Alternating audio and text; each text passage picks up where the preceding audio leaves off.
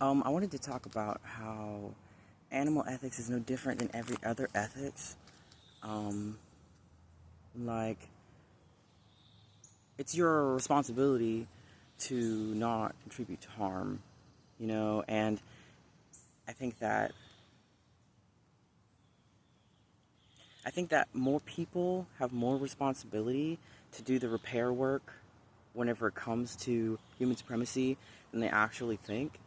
And like living in this world where human supremacy is not taken seriously despite its extremeness and its severity and its brutality, has put some kind of an incongruence.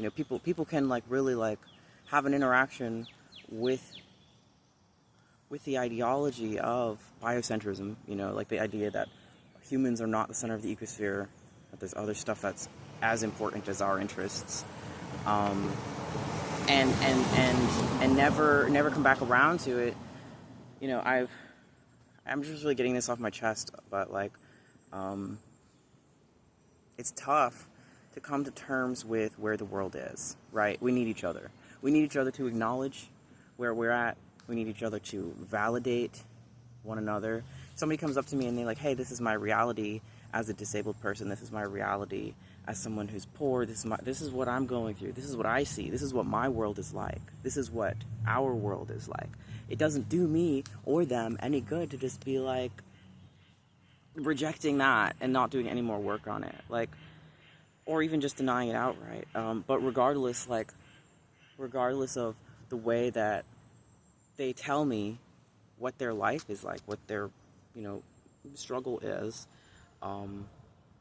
it's my job not to contribute to it. Like, it's my job to deconstruct that and to come around and coordinate with them, cooperate with them. It's no good to just be like, well, that's not how it is. That does nobody any good. It denies reality. If somebody comes up to me and they're like, hey, there's this Holocaust that you're contributing to, here's the pictures, let me tell you about it,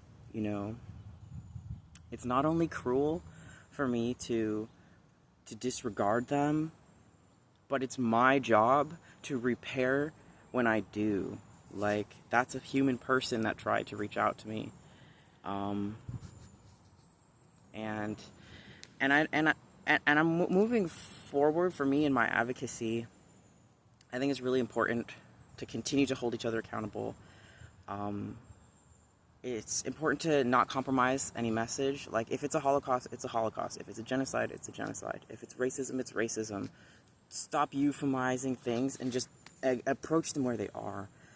If we can't just like acknowledge and accept that reality is a certain way, there's no way we're going to change it.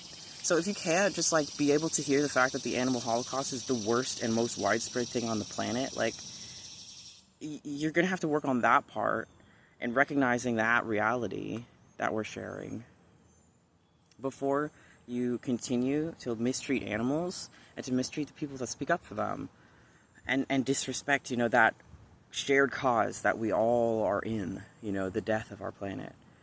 I'm really always on the outskirt on this, even among other vegans, they're not biocentrists. They are really interested in human affairs, and I think everybody really is, but like, at the end of it all, our interests is in maintaining the biosphere. Like, it's wholesomely, we are contained within it, and we have to maintain it in order to be maintained. I